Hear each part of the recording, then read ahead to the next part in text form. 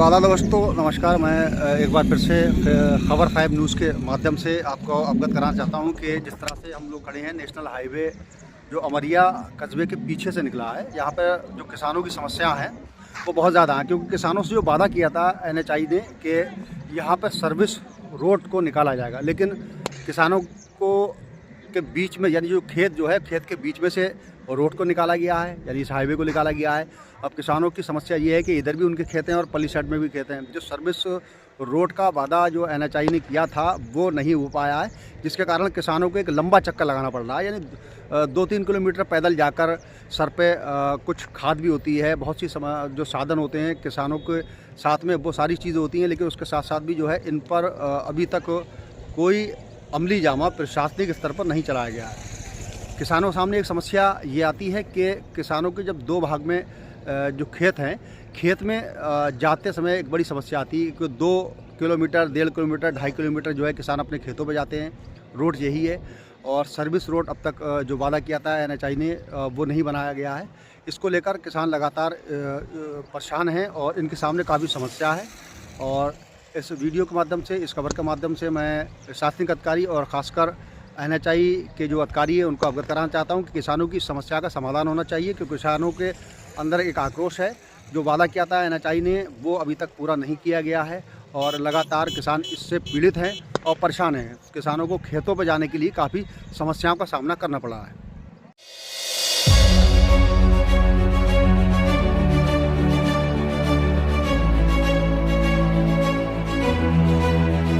क्या नाम है आपका? मेरा नाम तारिक। अच्छा, क्या समस्या है हाईवे को लेकर? समस्या ये है कि हमारा चक रोड जाता था, पहले सरकारी चक रोड है और वो खेतों के लिए आगे जाता हैगा। लेकिन जब से NH बना हैगा, इन्होंने पहले कहा था कि ये रास्ता छोड़ेंगे हम, लेकिन ये रास्ता छोड़ नहीं रहे हैं। हमें पार जाने के लिए जो है रास्ता चाहिए था, तो इसके लिए कम से कम ये था कि सर्विस लाइन दे देते।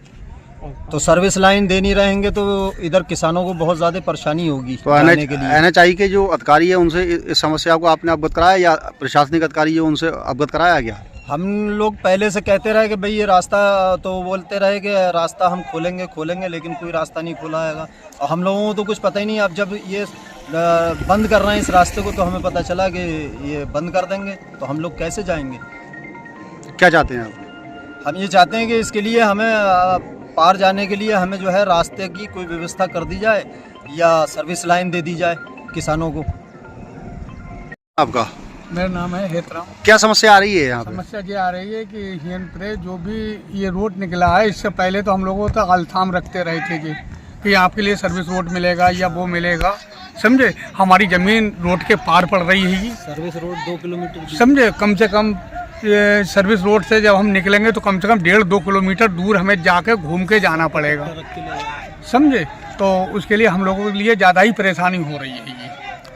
अब कोई कार्रवाई हो रही है? कोई कार्रवाई नहीं, कुछ नहीं। और ये सरकारी चक रोड है। चक रोड, हमारे चक रोड पे पहले चक रोड पे होके निकलते थे और चक रोड ही पे हमारे लिए रास्ता मिलना चाहिए।